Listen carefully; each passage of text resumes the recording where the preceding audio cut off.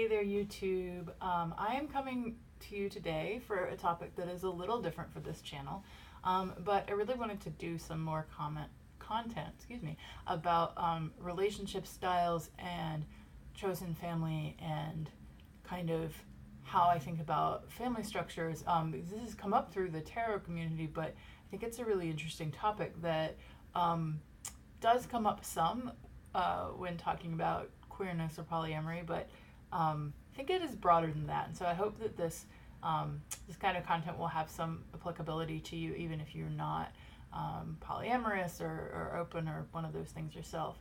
But this specific video, I wanted to start a tag. We'll see if anyone else does it.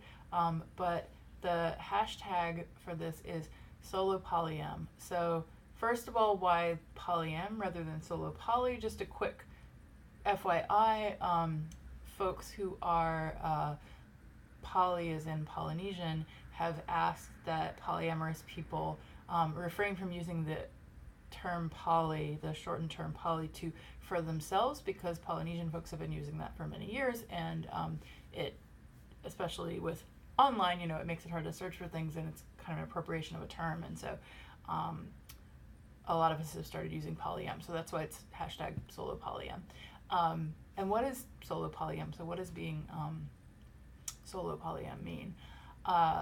This actually came up recently. I was talking to somebody new in my life about solo polyamory and what it means to me, and I realized that sometimes it's easy to have assumptions when we say that we're solo or use similar terms. Like, one of the other things I say is that I'm not interested in a nesting partner.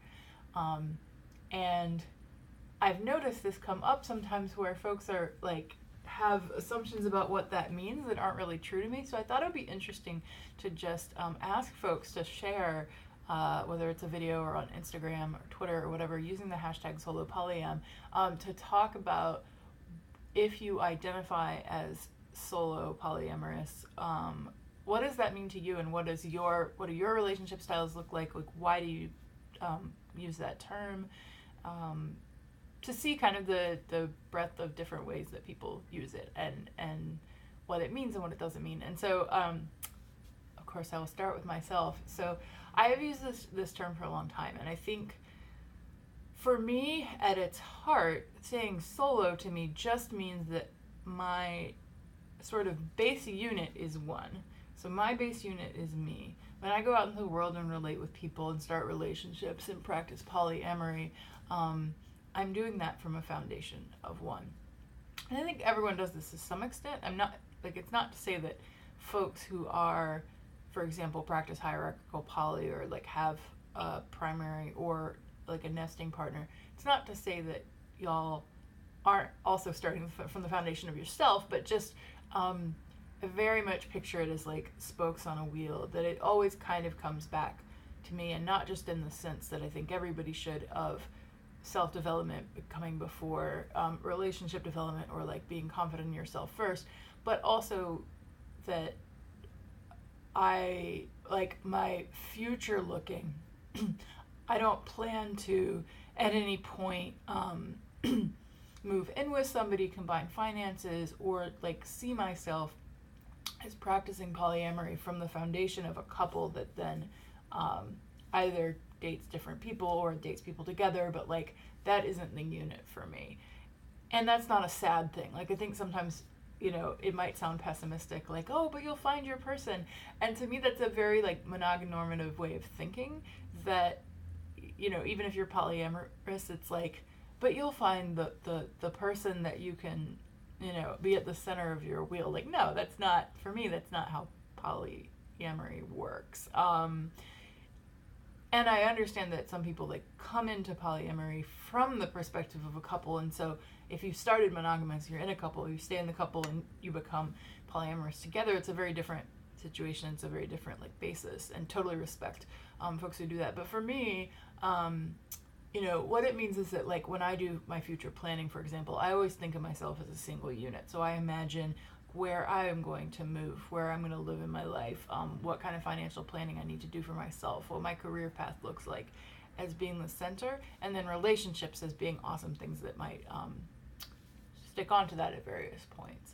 I very much personally don't measure relationship success by its length or its like level of time commitment, but rather by what comes out of the relationship and how happy it makes us in the time that we're together. And so I expect to have different relationships at different levels of sort of seriousness throughout my life. And that's one misconception that I've heard sometimes. I think when I say I don't want a nesting partner, people would think that means like I don't want a certain level of commitment, or I don't want to engage in like domestic activities. So, which is totally not true. I love co-introverting. It's one of my favorite things. I love getting comfortable with somebody, building a deep emotional connection with them. I don't necessarily think that my emotional connections are less because I don't do the nesting thing. It just literally means like I don't want to live with somebody. I don't want to combine finances. I don't want to like I just need my base to come back to. Like my room, which you can see behind me, my room is like 100% Avery. It is designed to be an Avery room, and that I love that. And maybe it's a little selfish, and I'm okay with that. Like I like having a secure base. Maybe it's my double Cancer talking, but I really like having that base from which I can go out into the world and then come back.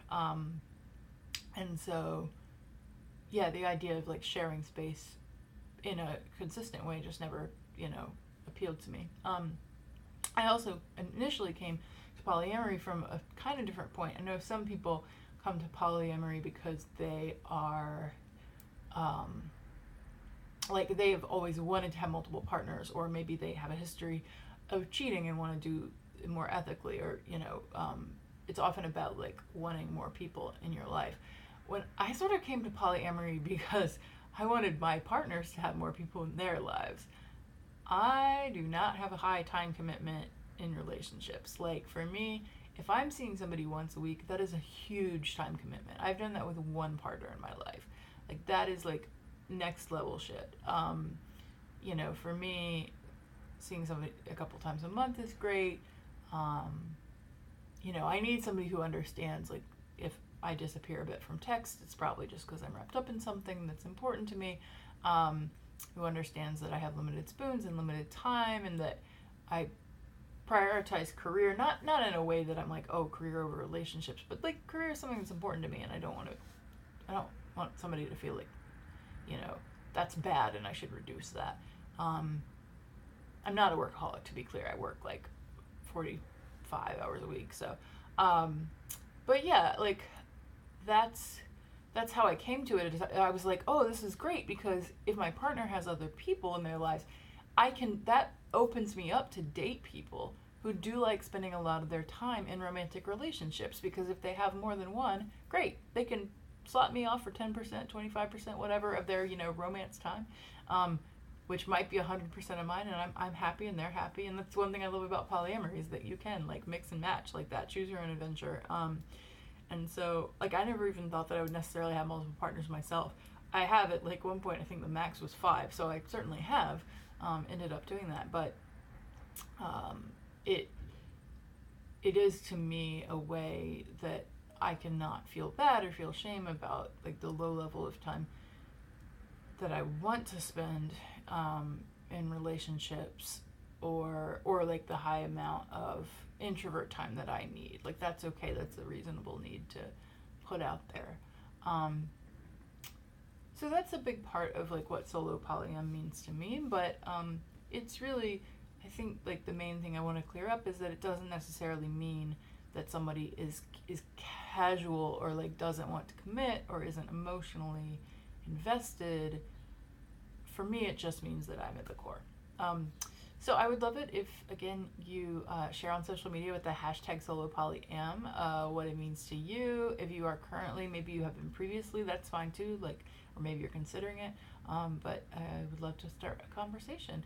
And if you enjoy this kind of content, let me know below. And don't forget to like and subscribe.